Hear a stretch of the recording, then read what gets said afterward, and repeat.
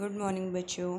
Today science worksheet number 35, date 23 September 2020. Topic is motion, time, position relation or second equation of motion. In the previous worksheet we have studied about the first equation of motion, or we can say that velocity time relation. ठीक है, आज हम पढ़ते हैं motion की second equation of motion के बारे में.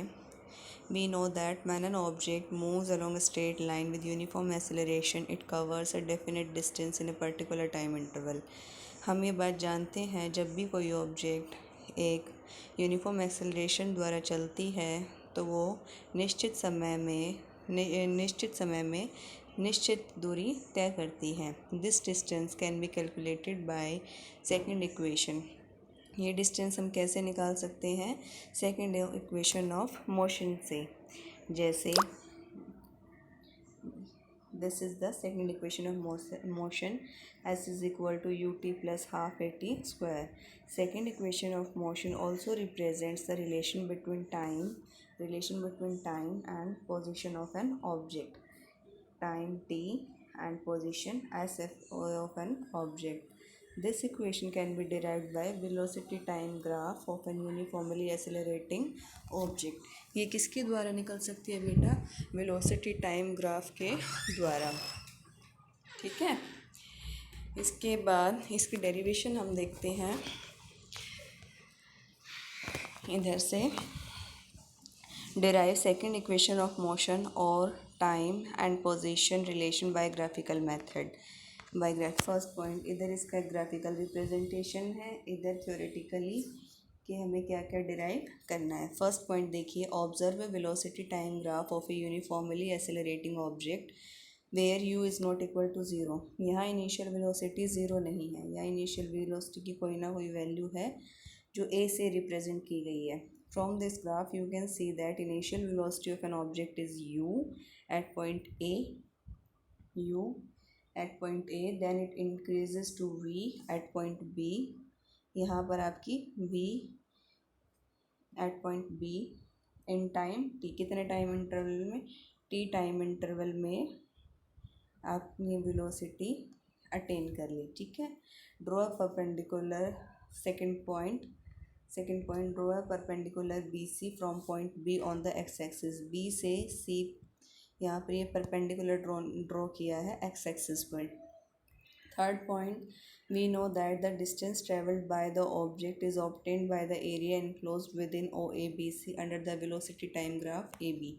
अब हमें पता है वेलोसिटी टाइम ग्राफ से जो ग्राफ बनता है उसमें जो कर्व के अंदर का ये पूरा एरिया होता है, ये क्या दिखाता है बेटा? ये एरिया हमें क्या दिखाता है? Distance cover. टोटल डिस्टेंस कितना कवर किया है बॉडी ने, किसी भी वस्तु ने.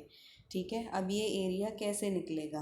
अब इस पोर्शन का एरिया कैसे निकलेगा? वो निकलेगा area of rectangle O A D C plus area of triangle A B D. ठीक है, अब रेक्टेंगल का फॉर्मूला हमें पता है O A into O C. Area of triangle A D into B D, half into A D into B D. ये इसके फॉर्मूले. अब इधर से देखिए, ओ ए की वैल्यू हमारे पास क्या है? यू. ओ सी की वैल्यू क्या है? टी. ए डी की वैल्यू क्या है? टी. और A D equal to O C, t value है. बी डी की वैल्यू देखिए, बी डी की वैल्यू हमारी है ए टी. हमने पिछले ग्राफ में पढ़ा था B D upon A D. फिर से समझाती हूँ, हमने पिछले ग्राफ में पढ़ा था एक्सेलरेशन क्या होता है? ग्राफ की जो स्लोप होती है वो वहाँ से एक्सेलरेशन निकलती है. B D upon A D, B D upon A D. ठीक है, ये हमने लास्ट क्लास में पढ़ा था इधर हमने कि एक्सेलरेशन क्या होगी?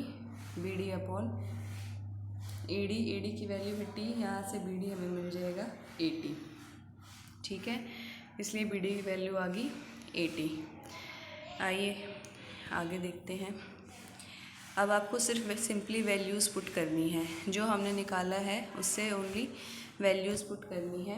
यहाँ देखिएगा, ये सारी वैल्यूज़ ओ ए की, ओ सी की, ओ डी की यहाँ इक्वेशन फर्स्ट में इनको पुट कर देना.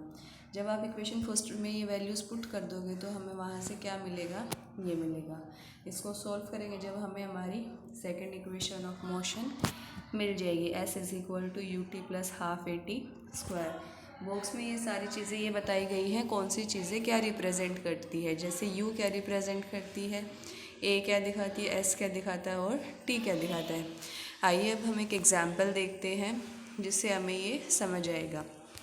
ठीक है, एग्जाम्पल देखिए, the brakes applied to a bus produce an acceleration of 6 metre per second square. Example देखिए, 6 मीटर पर सेकेंड का square in the opposite direction to the motion. अब क्योंकि अपोजिट डायरेक्शन की बात की गई है तो यहाँ पे हमारा ए क्या होगा, निगेटिव होगा, minus a is equal to minus 6 meter per second square.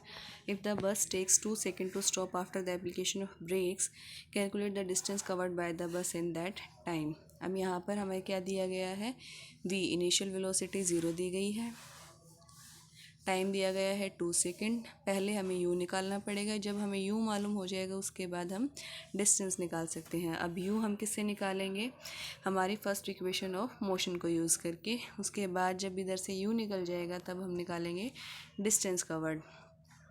u हमने यही सेम न्यूमेरिकल था हमारा पिछली वर्कशीट में भी, हमने u कैलकुलेट किया था 12 मीटर पर सेकेंड, यहाँ दोबारा से कर लिया। उसके बाद इन सब की values second equation of motion में पुट कर दीजिएगा, आपको s की वैल्यू पता लग जाएगी जो आई है 12 मीटर। आइए क्वेश्चंस देखते हैं।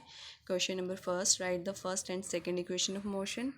ये आप सबको बहुत अच्छे से पता है, दिस एंड दिस, ये दोनों इक्वेशंस हैं। Derive second equation of motion from velocity time graph. जैसे आपने इसमें आपको पूरी एक्सप्लेनेशन करके दिखानी पड़ेगी, ग्राफिकली भी एंड थ्योरेटिकली भी, ये आपको दिखाना पड़ेगा डिराइव करने के लिए।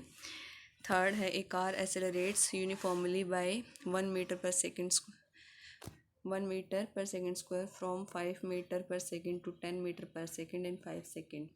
देखिए हमें यहाँ क्या क्या दिया गया है, कार एक्सेलरेट्स ए हमें दी गई है 1 metre per second square, you हमें दिया गया है 5 मीटर पर सेकेंड, वी हमें दिया गया है 10 मीटर पर सेकेंड और टी हमें क्या दिया है बेटा 5 सेकेंड। ठीक है, तो हमने क्या निकालना है, डिस्टेंस कवर्ड निकालना है। डिस्टेंस कवर्ड हम किससे निकाल पाएंगे, हमारे सेकंड इक्वेशन ऑफ मोशन से, सेकंड इक्वेशन ऑफ मोशन से। I hope you understand this worksheet. Thank you.